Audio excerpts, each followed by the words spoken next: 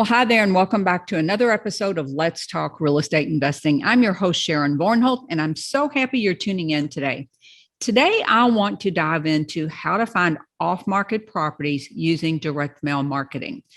By focusing on off-market deals, you will be getting so many properties that other investors miss out on.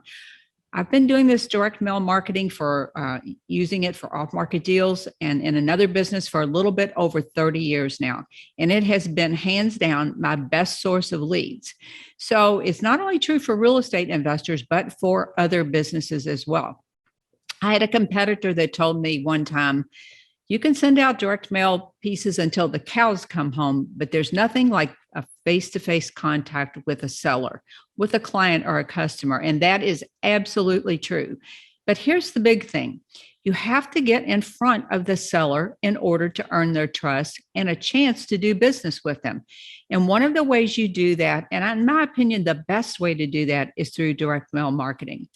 So as I said, it's not only my best source of leads, but it was always the thing that got me the opportunity to get in front of a seller, to talk with them one-on-one and face-to-face and get those off-market deals. Now, the most profitable off-market deals of all, that, in my opinion, are probates. So your goal with those is the same as with any other type of off-market deal. You want to get in front of the seller. You've built rapport with them, hopefully, and then you can find out what they need. What is their problem? You know, they need money. They want to sell the property, but there's very often something else that you need. And you can only find that out really, truly from the seller. If you've got an agent in the middle of these two pieces, and I'm a fan of agents, don't get me wrong on this one, but if there's an agent there, you're not going to get the chance to speak directly to the seller. So where do you start? Well, you need a plan. You need not just any plan, but you need a marketing plan. And a good marketing plan will spell out things like the mail piece, the frequency with what you're going to send your mailings to. It'll talk about your list. And I'm going to go over all these pieces in a minute. But your marketing plan will spell out all of these things. And in addition, it will you have to have in there the desired results. So what do you hope to get from this effort that you're going to put into direct mail? Is it a number of dollars you want to make? Is it so many deals you want to get, so many leads to coming in the door that you can turn into deals? So you need to know what is the desired result that you want in order to know if it's working. Now, if you're using a good list with the correct frequency in your mailings, you will get leads. There's no doubt about it. So what is a good list? Well, there are a number of components that make up a good, tight list. You know, first of all, you have to know who is the person, who are these folks that you're trying to reach? Are they probates? Are they absentee owners? Are they code violations, foreclosures, pre-foreclosures? Who are these people and what is their pain point? What is the problem they're trying to solve? So that's the first thing. You have to be sure that you're marketing to the correct set of people, because your message will be different for each one of these people, and your mail piece will be different. For probates, you're only going to want to use a professional white letter. For most of the other groups of off-market sellers, you can use postcards. You will definitely get a different result using different mail pieces. Your message has to be on target with the exact person you're mailing. Now, in your list, you want to put in there, what is the desired price range you want your properties to be in? Maybe a high level, maybe as well as a low level, especially if you were buying a list. You would say, I want properties between this market value and this market value. For me, I didn't want properties that were too low, that they weren't my demographic. If you get too high, for my purposes, whether it would be wholesaling, buy and hold, or fix and flip, you can get up there too high where it just doesn't make sense to do those properties. So you want to know, what is the price range for your property? What are the demographics? What are the areas that you want to work in? And take out those areas when you're doing direct mail that don't fit into these criteria. Just take them out and don't waste your money mailing to them. One of the big things that I like to focus on is the equity in the house. Now, if you're buying a list from a company like ListSource or one of the other list brokers, you can get the equity piece. For me, it was 50 to 100% equity. Now, if you're doing probate mailings, you're not going to be able to get that information. It would take too much research to be cost effective to find out this information. So when it comes to probates, you're just going to look at the area, the property, the price, and all of those things, and you're going to decide based on those things. If you're buying a list, you're most likely going to want to put a filter in there for bedrooms. For me, I never wanted 2-bedroom homes, but I would put 2 or more bedrooms because there's very often square footage that can be finished into a 3rd or maybe even a 4th bedroom. So 2 or more bedrooms. That was my criteria. I didn't personally put in bathrooms, basement, no basement, things like that. But you can narrow down to those things too. So that's your list. Now, when it comes to the mail piece, you're basically going to have 2 types of mail pieces. One will be letters and the other one will be postcards. I kind of touched on this when you would use which thing. Probates, always letters. Other niches, you can mix in letters or postcards, but you can use postcards for those, which are about half the cost of a letter. The next thing that you want to focus on is your actual mailings, the frequency and the consistency of your mailings. So the frequency for most things would be probably mail everyone every month, but there are exceptions to that rule. And one of those would be pre-foreclosures, or if a house has been scheduled to be sold at the sheriff's sale, the commissioner's sale, as it's called here.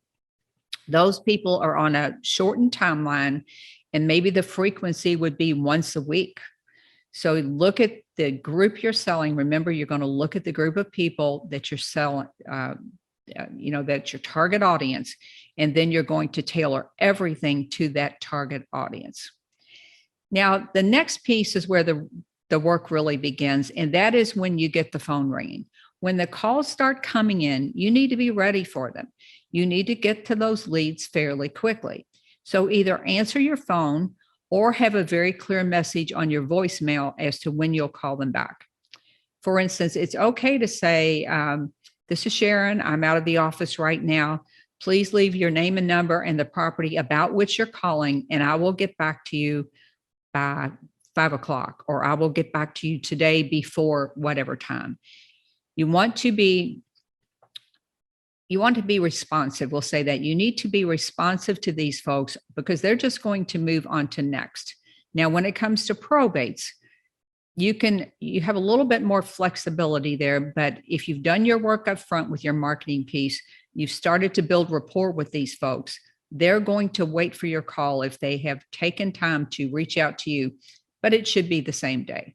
I'm always just confused when investors spend a lot of money on direct mail marketing and then they don't answer their phone. Maybe they don't call them back for 24 or 48 hours or at all. Maybe they don't answer the phone and or call them back. They'll just be too terrified to pick up the phone. So if you're not calling people back because you're afraid to talk to them, I'm just going to say you just need to sit up straight and fake it till you make it. I mean, what is the worst thing that can happen? The worst thing that can happen is they don't sell you the property. They don't want to work with you. You didn't build rapport with them. That's the very worst thing that could happen.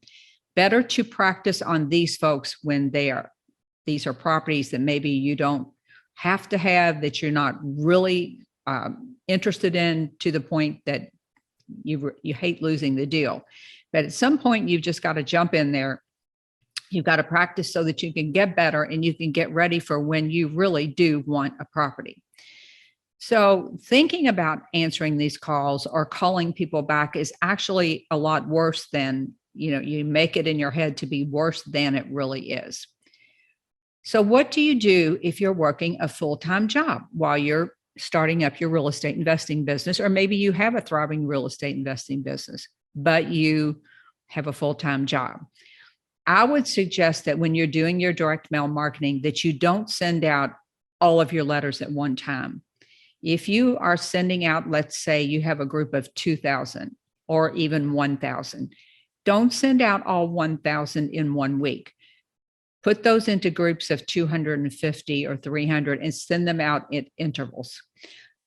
In my opinion, it's better to split those into 3 groups, send them out in 3 consecutive weeks, and then have a 4th week as a catch-up week. But you can decide how to do that.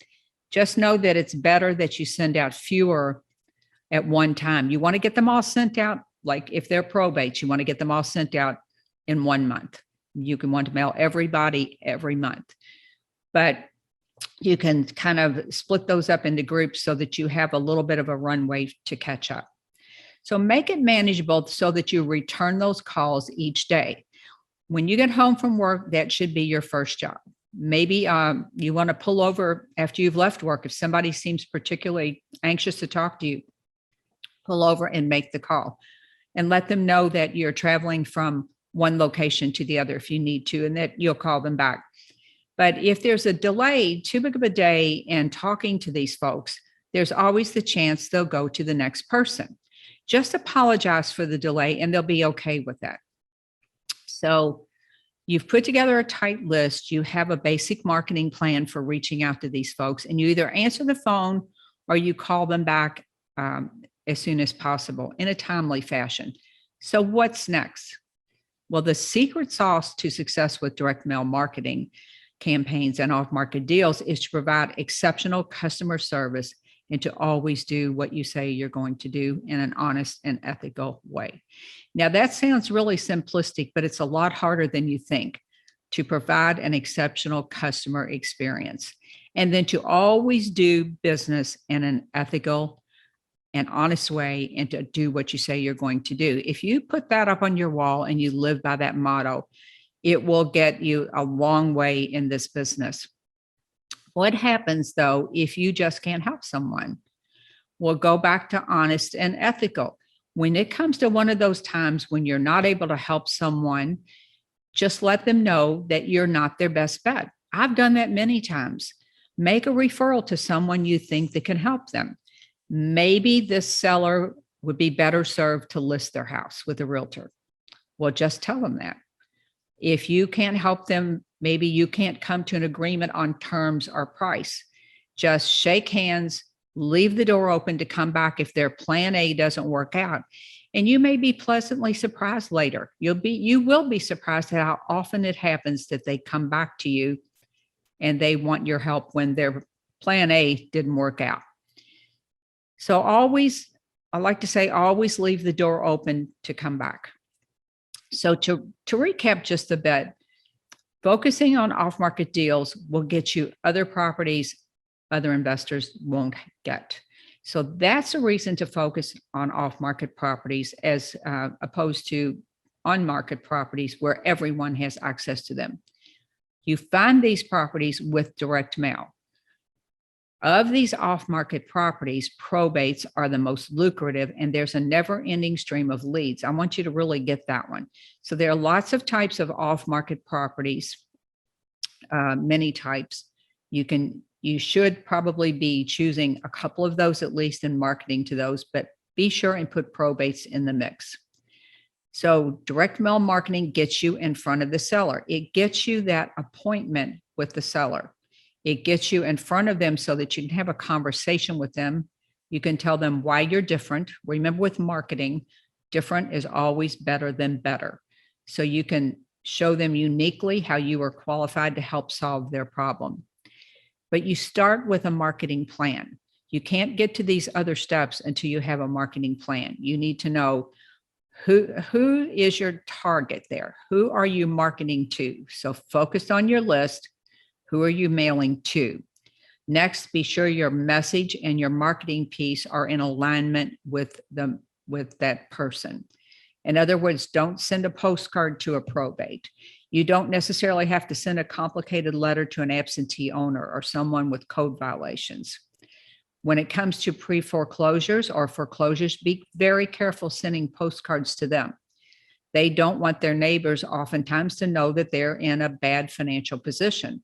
So you would never mention the foreclosure or anything like that in a postcard. You can do that in a letter, but if you're sending a postcard, it has to be much more generic.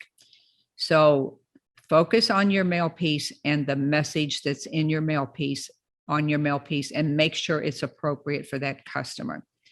And then the frequency, remember that will change with your ideal person here, with your seller. So know your seller and you'll know the frequency with which you need to respond. And respond back to these people when they contact you. Don't leave them sitting. Don't leave them wondering where the heck you are after you've sent them a marketing piece. Don't waste your money. And remember that the secret is to always provide exceptional customer service. So that's really my quick down and dirty on how to find off-market properties using direct mail marketing.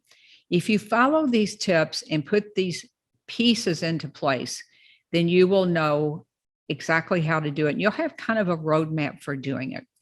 If you want some tips on how to provide exceptional customer service, I'll put a link to a show I did on that topic called How to Scoop Up Off-Market Deals by Creating a Memorable Experience.